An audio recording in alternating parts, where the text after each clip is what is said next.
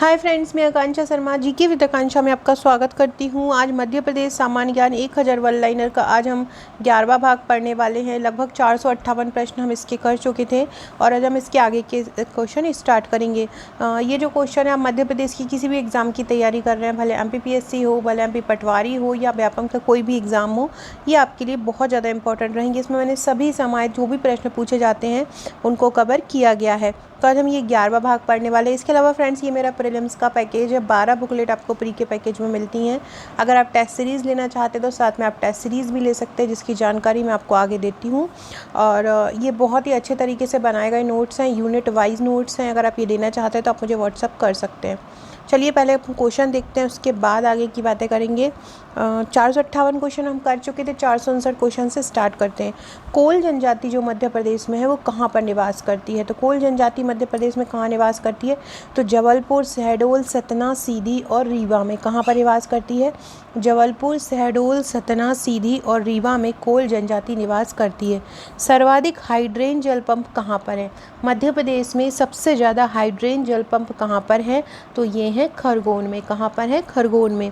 चारा बनाने का संयंत्र कहाँ स्थापित किया गया है? चारा बनाने का संयंत्र धार में स्थापित किया है। कहाँ पे स्थापित किया है चारा बनाने का संयंत्र? धार में। खजुराहो के विष्णु मंदिर की स्थापना किसने की थी? खजुराहो के विष्णु मंदिर की स्थापना की थी यशोवर्मन चंदेल ने। खजुराहो के विष्णु मंदिर की स्थापना किसने की? यशोवर्मन चंदेल ने की। प्रियदर्शनी इंदिरा पॉइंट कहाँ पर है? प्रियदर्शनी इंदिरा पॉइंट है पचमढ़ी में। कहाँ पर है प्रियदर्शनी इंदिरा पॉइंट? पचमढ़ी में। तरुण भादुरी पुरस्कार किस क्षेत्र में दिया जाता है? तरुण भादुरी पुरस्कार पत्रकारिता के क्षेत्र में दिया जाता है।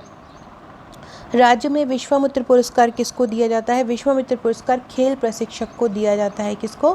खेल प्रशिक्षक को। सबसे कम समय तक राज्यपाल कौन रहे हैं? सबसे कम समय तक राज्यपाल रहे हैं पट्टाभी सीतारमैया। कौन रहे हैं सबसे कम समय के राज्यपाल? पट्टाभी सीतारमैया, जो कि पहले राज्यपाल भी थे, वो सबसे कम समय तक मध्य प्रदेश के राज्यपाल रहे हैं। सर्वाधिक समय तक राज्यपाल कौन रहे हैं?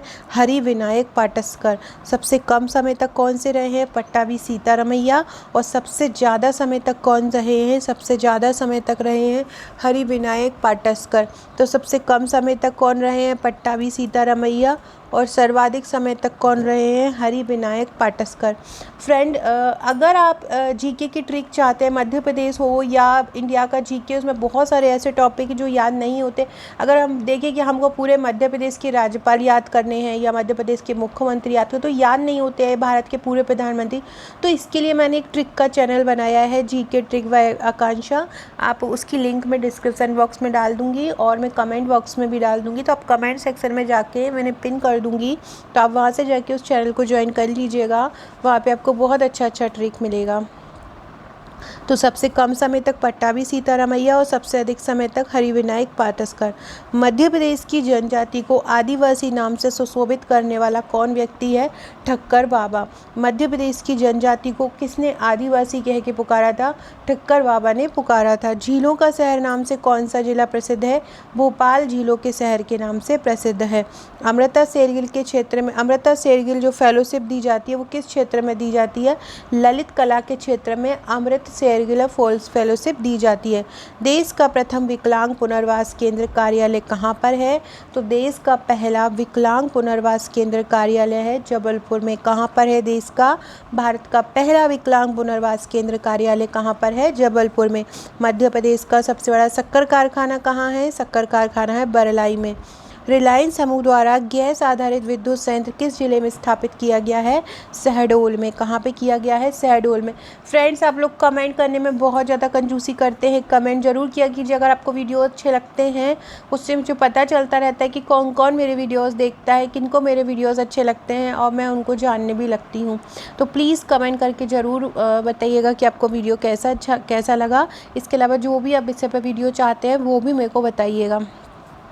राज्य में सर्वाधिक प्रसार वाला समाचार पत्र कौन सा है? सबसे ज़्यादा प्रसार वाला समाचार पत्र है राज्य में दैनिक भास्कर। दैनिक भास्कर राज्य में सबसे ज़्यादा प्रसारित होता है।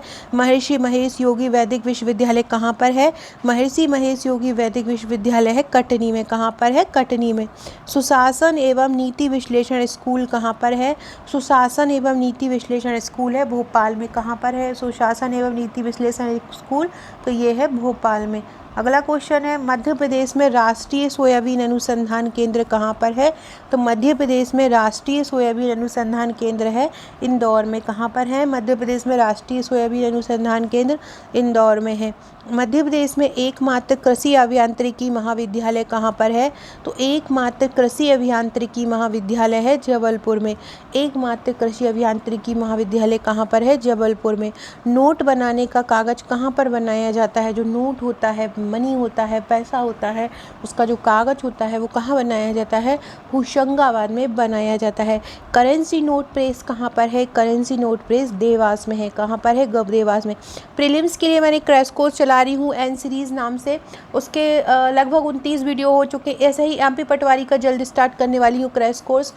बहुत इंपॉर्टेंट टॉपिक, बहुत इंपॉर्टेंट चीज़ें जो हैं, क्वेश्चन है, पूरा का पूरा सब्जेक्ट मैं वहाँ पे पटवारी क्रैश कोर्स में करवाने वाली हूँ। तो चैनल पे बने रहिएगा, चैनल को सब्सक्राइब कीजिएगा तो जिससे आपको वो नोटिफिकेशन मिलता रहे। पटवारी के नोट्स भी आपको जल्दी उपलब्ध होंगे। साथ में एमपी पटवारी के लिए एक निःशुल्क ग्रुप बनाया है टेलीग्राम पर, MP Patwari with GK with Akanksha, तो आप उसको ज्वाइन कर लीजिएगा। अगर उसकी लिंक आपको नहीं मिलती तो कमेंट बॉक्स में वो भी मैं आपको डाल दूंगी, तो वहाँ पे आप उसको ज्वाइन कर लीजिएगा। नेपा नगर का कारखाना क्या उत्पादित करता है?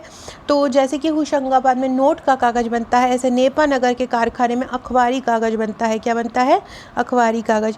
नेपा नगर के कारखानों की कुल उत्पादन क्षमता कितनी है? नेपा नगर के कारखानों की कुल उत्पादन क्षमता है 75,000 टन। कितनी है? 75,000 टन। अमलाई का कागज़ कारखाना कहाँ पर है? अमलाई का कागज़ कारखाना है शहडोल में। अमलाई का कागज़ कारखाना, अमलाई जो है शहडोल ज़िले में है, तो अमलाई का कागज़ कारखाना कहाँ पर है? शहडोल में। शहडोल ज़िले में अमलाई का कागज़ कारखाना जो स्थापित किया वो किस घराने द्वारा स्थापित किया गया है? तो शहडोल ज़िले में अमलाई का कागज़ कारखाना बिरला घराने द्वारा स्थापित किया है। किसने? बिरला घराने ने। चिप बोर्ड और पार्टिकल बोर्ड बनाने का कारखाना कहाँ पर है? इटारसी में। चिप बोर्ड और पार्टिकल बोर्ड बनाने का कारखाना कहाँ पर है? इटारसी में। ग्वालियर में किसका कारखाना है? ग्वालियर में दिया सलाई बनाने का कारखाना है। ये दिया सलाई के जो डिब्बे होते हैं ना, माचिस की डिब्बी, उसके कारखाने कहाँ पर हैं? ग्वालियर में है। प्रथम टीवी स्टूडियो कहाँ पर स्थापित किया गया? प्रथम टीवी स्टूडियो भोपाल मध्य प्रदेश की राजधानी झीलों के शहर में स्थापित किया गया। मुख्यमंत्री के रूप में सबसे कम कार्यकाल किसका रहा? अर्जुन सिंह का रहा। कितना रहा? मात्र 1 दिन का कार्यकाल मुख्यमंत्री के रूप में सबसे कम समय के लिए रहा। मध्य प्रदेश में यूनेस्को द्वारा स्थित विश्व धरोहर स्थल कौन से हैं? भीमबेटका, सांची स्तूप, खजुराहो का मंदिर। फ्रेंड्स, अब मुझे कमेंट बॉक्स करके बताइएगा भीमबेटका को कब विश्व धरोहर बनाया, सांची को कब विश्व धरोहर बनाया और खजुराहो को कब विश्व धरोहर बनाया। तीनों का आंसर कमेंट करके जरूर बताइएगा। प्रसिद्ध व्यंग्यकार शरद जोशी का किस क्षेत्र में प्रथम है? शरद जोशी को किस क्षेत्र के लिए जाना जाता है? पत्रकारिता, और इसके लिए पत्रकारिता का पुरस्कार भी शरद जोशी के नाम से दिया जाता है। राह किनारे बैठ किसकी रचना है? राह किनारे बैठ शरद जोशी की ही रचना है। ऐसे याद कर लीजिएगा, मैं राह पे जा रहा था, या ऐसा कीजिएगा, शरद ऋतु जब होती है, एकदम बहुत अच्छा मौसम होता है शरद ऋतु में, तो किसी भी राह के किसी भी किनारे पर बैठना बहुत अच्छा लगता है। तो ऐसे याद रख लीजिएगा शरद जोशी की रचना कि जब शरद होती है तो किसी भी राह पे, किसी भी किनारे पर बैठना अच्छा लगता है। हरिशंकर परसाई जो किस विधा में विख्यात थे? जैसे कि शरद जोशी पत्रकारिता में थे, ऐसे ही हरिशंकर परसाई जो थे वो व्यंग्यकार थे। रानी नागफनी किसकी कृति है? रानी नागफनी हरिशंकर परसाई जी की ही कृति है। रानी नागफनी किसकी कृति है? हरिशंकर परसाई जी की ही कृति है। स्निग्धा मेहता किस खेल की खिलाड़ी हैं? स्निग्धा मेहता जो है वो टेबल टेनिस की खिलाड़ी हैं। स्निग्धा मेहता किस खेल की खिलाड़ी है? टेबल टेनिस की। फ्रेंड, जिस तरह से मैं ये एमपी वन लाइनर बनाया है ना, ऐसे ही एक एमपी का ऑब्जेक्टिव भी लाने वाली हूँ बहुत जल्द। उसमें 3010 क्वेश्चन रहेंगे, वो व्याख्या सहित आंसर है। उसकी आप पीडीएफ भी अभी बन चुकी है, अगर आप परचेस करना चाहते तो कर सकते हैं। उसकी जानकारी मैं आगे दे देती हूँ, के बाद आगे के क्वेश्चन करेंगे। देखिए ये इस प्रकार से कुछ पीडीएफ हैं, अगर आप ई बुक लेना चाहते हैं पीडीएफ के रूप में। ये जनवरी 2021 से दिसंबर 2021 तक का करंट है ये। इसके बाद ये जो है एमपीएससी प्रीलिम्स की टेस्ट सीरीज़ है 999 की। अगर आप इसको हार्ड कॉपी मंगाना चाहते हैं तो आप घर पे भी इसको मंगा सकते हैं। 5000 प्रश्न हैं इसमें। इसके अलावा ये जनवरी 2022 की ई बुक है 15 रुपये की। इसकी फरवरी की भी आने वाली है। और ये मध्य प्रदेश के 1000 वन लाइनर जिनको आप मैं पढ़ा रही हूँ, ये 60 रुपये की ई बुक है। ये मध्य प्रदेश के 5000 वन लाइनर है, इसकी ई बुक 399 की है। और ये 3010 MCQ है, ये 201 रुपये की है। तो अगर आप वस्तुनिष्ठ रूप से पढ़ना चाहते हैं मध्य प्रदेश तो ये ले सकते हैं। इसके अलावा हमारी कोई भी ई बुक लेना चाहते हैं तो आप मुझे व्हाट्सअप कर सकते हैं। ये टेस्ट सीरीज़ है जिसके बारे में मैं आपको बता रही थी। हर यूनिट से लगभग 400 से 500 प्रश्न लिए गए हैं। 50 टेस्ट हैं, इसमें 5000 क्वेश्चन हैं। आप घर बैठ कर भी प्रैक्टिस क्वेश्चन के रूप में भी इसकी प्रैक्टिस कर सकते हैं। इसके बहुत सारे टेस्ट मैंने वीडियो में डाले हुए हैं तो आप वहाँ भी जाके चेक कर सकते हैं। ये मेरा प्रीलिम्स का पैकेज, अगर आप एमपीएससी प्रीलिम्स की तैयारी कर रहे हैं 12 बुकलेट आपको मिलेंगी तो आप ये ले सकते हैं। चलिए अब हम अपना क्वेश्चन स्टार्ट करते हैं। इसके बाद है स्निग्धा मेहता किस खेल की खिलाड़ी है? Table tennis. मध्य प्रदेश का प्रथम ड्राई पोर्ट कहाँ पर है? मध्य प्रदेश का प्रथम ड्राई पोर्ट है पीतमपुर में। क्या है? पीतमपुर में मध्य प्रदेश का प्रथम ड्राई पोर्ट है। मध्य प्रदेश का पहला रत्न परिष्करण केंद्र कहाँ पर है? तो मध्य प्रदेश का पहला रत्न परिष्करण केंद्र है जबलपुर में। मध्य प्रदेश का पहला रत्न परिष्करण केंद्र जबलपुर में है। मथुरा रिफाइनरी पर आधारित पेट्रोकेमिकल उद्योग कहाँ पर स्थापित किया जा रहा है? तो मथुरा रिफाइनरी पर आधारित पेट्रोकेमिकल उद्योग स्थापित किया जा रहा है मुरैना में। मध्य प्रदेश में उच्च न्यायालय की स्थापना कब हुई है? तो मध्य प्रदेश में उच्च न्यायालय की स्थापना 1956 में हुई है। जबलपुर में कब हुई है? मध्य प्रदेश में उच्च न्यायालय की स्थापना कब हुई है? 1956 में हुई है जबलपुर में। उच्च न्यायालय की खंडपीठ कहाँ पर है? देखो मेन जो है वो जबलपुर में है। इसके अलावा 2 खंडपीठ भी हैं इंदौर और ग्वालियर में, और एक और खंडपीठ की स्थापना को प्रस्तावित किया है जो कि भोपाल में बनेगी। प्रदेश में लोक अदालत का शुभारंभ कब हुआ? मध्य प्रदेश में लोक अदालत का शुभारंभ हुआ है 13 अप्रैल 1986 को।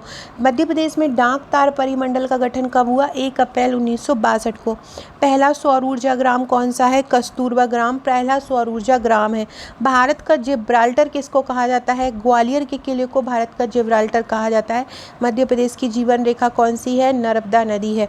नर्मदा नदी की लंबाई कितनी है? 1312 किलोमीटर है टोटल। भारत भवन के वास्तुकार, भारत भवन जो है मध्य प्रदेश के भोपाल में है, और उसके वास्तुकार कौन है? चार्ल्स कोरिया है। मध्य प्रदेश का सबसे बड़ा जंक्शन कौन सा है? मध्य प्रदेश का सबसे बड़ा जंक्शन इटारसी है।